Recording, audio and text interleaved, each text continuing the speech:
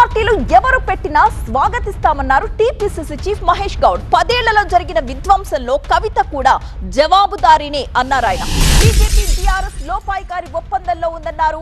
జూబ్లీహిల్స్ ఉప ఎన్నిక, మున్సిపల్ ఎన్నికల్లో కలిసి పోటీ చేశారని విమర్శించారు. ఇక్కడ బీఆర్ఎస్ బీజేపీకి అసలు భవిష్యత్తే లేదు అన్నారు. దీనిపై మరింత సమాచారం మా కరెస్పాండెంట్ దివాకర్ అందిస్తారు.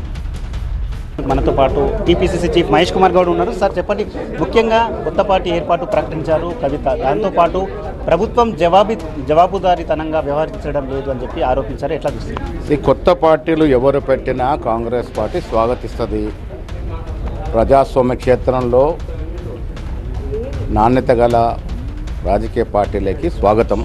ఇలా 10 ఏళ్ళుగా మీరు బీఆర్ఎస్లో భాగస్వామ్యం, అక్కడ ఎంపీగా చేశారు, ఎమ్మెల్సీగా చేశారు.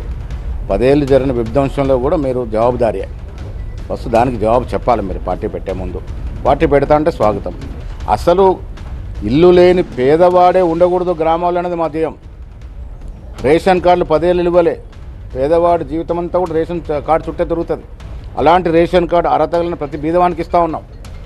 సంక్షేమ విషయంలో ఏ ఇతర రాష్ట్రం మాకు పోటీ కాదు.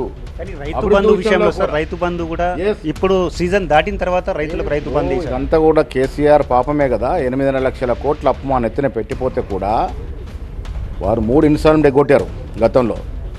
మా ఇన్స్టాల్మెంట్ కొద్దిగా లేట్ అవుతా ఉంది. ఇస్తున్నామా లేదా? మొన్న కదా వేసాం మేము.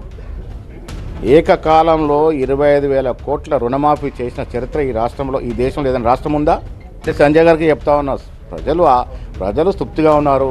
మీరు లోపాయకార ఒప్పందంలో ఉన్నారు, ఇది వాస్తవం. గత మున్సిపల్ ఎన్నికల్లో మీరు లోపాయకారత్వంలో పోటీ చేశారు. జూబ్లీస్ ఎన్నికల్లో మీరు మీ డిపాజిట్ కోల్పోయి బీఆర్ఎస్కు మద్దతు చేశారు. అంటే కాంగ్రెస్ పార్టీ ఓడిపోవాలి. ఇంకా ప్రజలు కాంగ్రెస్ పక్షాన్ని నిలబడ్డారు. ఎన్ని గెలిచారని మీకు ఈ రాష్ట్రంలో భవిష్యత్తు ఉంటుంది? బీఆర్ఎస్ కానీ బీజేపీ కానీ ఇక్కడ భవిష్యత్తు ఉండే ప్రసక్తే లేదు. తెలంగాణ రాష్ట్రం కాంగ్రెస్ అడ్డా.